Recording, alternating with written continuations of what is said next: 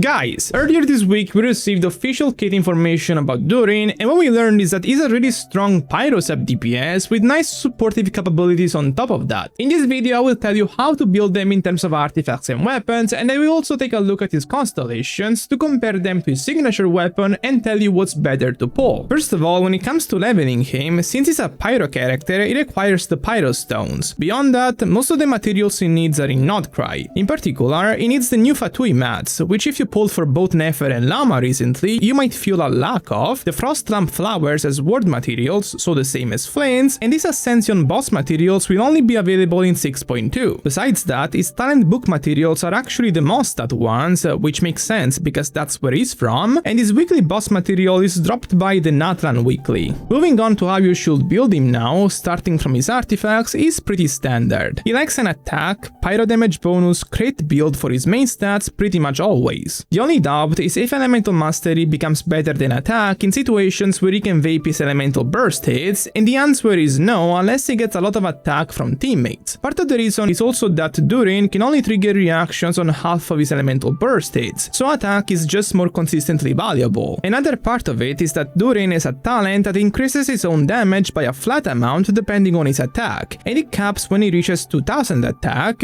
so you want to at least have that much. Energy-wise, Durin is pretty unique as a sub DPS because he doesn't really have energy issues. In fact, his skill instantly gives him a lot of energy on use and also generates 4 particles on top of that. So even though he has a 70 energy cost burst, he won't have many problems in this regard. However, in extreme situations where he's the only pyro character on the team, he still needs energy recharge, especially when there is no Favonius weapon on the team, in which case he might even need an energy recharge sans worth of energy. But now let me tell you about a new game that just came out, Brave Frontier Versus, the newest chapter in the Brave Frontier series, a beloved IP with over 38 million downloads. This game is really interesting because it combines the strategy of a card battler with fast action-packed rounds. Each turn, you and your opponent choose cards to play, and once both sides have locked in their choices, the cards come to life through dynamic pixel art battle animations. Each unit has its own stats and abilities that determine how each round plays out, and like in traditional card games, whoever loses that exchange takes a direct HP hit. The first to reach 0 HP loses the match. I just love how this game blends a quick but strategic decision making with smooth and easy to learn gameplay. Also, I love the aesthetic of the game, because I like retro graphics and the game has many different types of heroes and monsters, some of which look really epic. If you want to check out Brave Frontier Versus, use the link in the description below or scan the QR code right here to download the game for free and jump right into the action.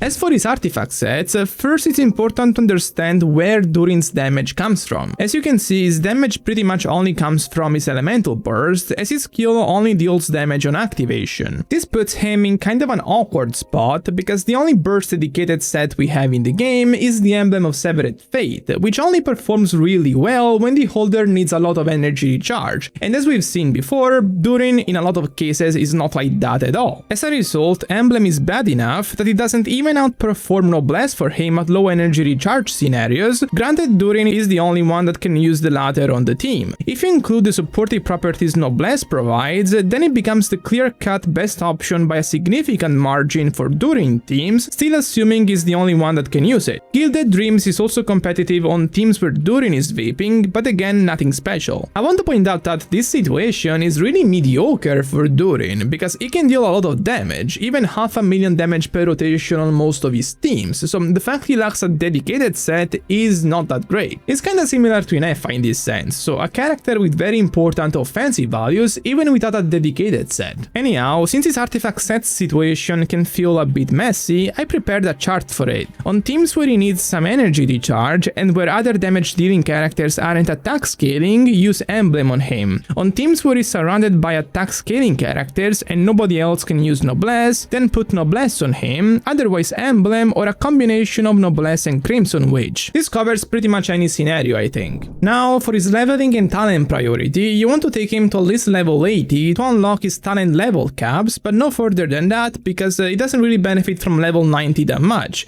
even on teams where he's triggering some overload reactions. Besides that, talents wise, you should level his skill and burst pretty much at the same rate. While his burst is what deals 99.99% of his damage per rotation, his skill is what provides the instant energy gain, and that scales with talent levels. In a way, his skill becomes even more important to level up than the burst if you don't have enough energy to make him burst every rotation otherwise, so keep that in mind. Before I move on, let me remind you that if you enjoy my channel but you haven't subbed yet, please consider doing so because it really makes me notice your support. Talking about his weapons options now, the first thing to say is that since he's a burst-based character that doesn't need energy recharge that much, the Festering Desire could not be a worse fate on him. Very sad in a way, because of how well it fits him both thematically and colors-wise, but on the other hand, it's also a good thing for those who missed this weapon in the event. His signature weapon is kinda weird, like as a baseline it's good, as it gives him crit, damage bonus, attack, and even buffs the active character's attack, but these effects only become really meaningful when it's paired with a Hex and Circle character, because in that case they increase by 75% of their original amount. This puts the signature in kind of an awkward spot, because while it's still the best choice, even with no other Hex and Circle character on the team, it's pretty close to other good options for his own damage, especially 5-star ones like Jade Cutter. While the fact it gives attack percent to the active character should set it apart a bit more realistically speaking, it's truly only a weapon that shines when it's paired with a Hex and Circle character, which I remind you is one of Venti, Sucrose, Mona, Fischl, Klee, Razor or Albedo. These characters are all getting buffed in the next patch and becoming pretty good if they weren't already, and on top of that we're also gonna get more Hex and Circle characters in the future, so it's not a terrible situation, but it's still pretty weird, because most other signature weapons don't get this type of team restrictions for their dedicated characters, so it's kind of odd to see. I can expect this limitation to be removed or at least made softer, but we'll see. Anyway, his best 4-star option will be Wolffang, at least a high refinement thanks to the damage bonus he provides. Otherwise, Lion's Roar is a pretty good option on a lot of teams. It will give him a damage bonus if Pyro or Electro are applied on the opponent, and this scenario includes all Mono Pyro and Overload teams, all Burning teams, and it should have decent-ish consistency on Double G on Avia teams or Vape Moalani teams. The only situation where it doesn't work at all is on teams where you want Durin to vape or melt, in which case an option like Harbinger or Dawn works well for free-to-play.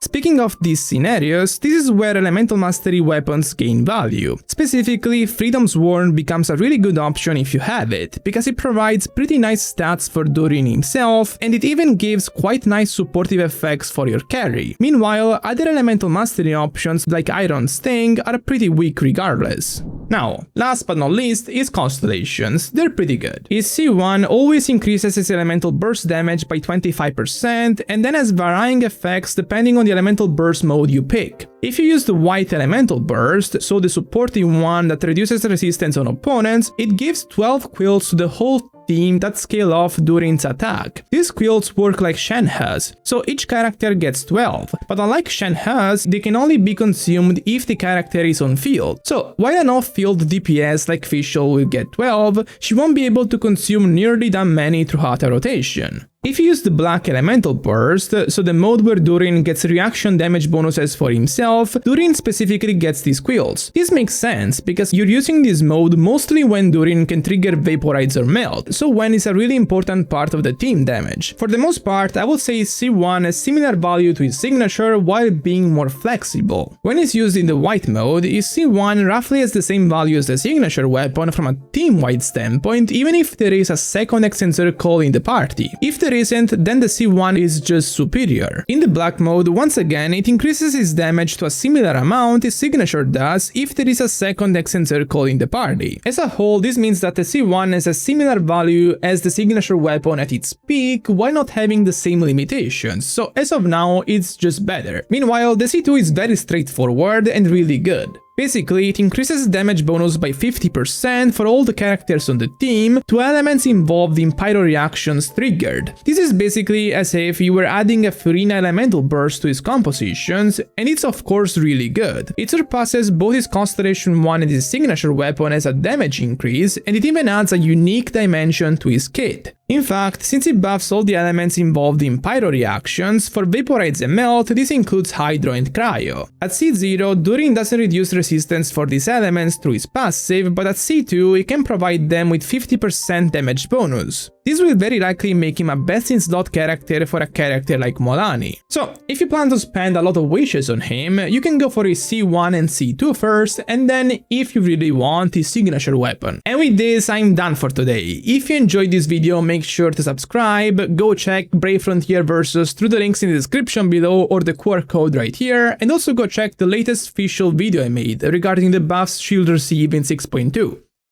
Bye bye.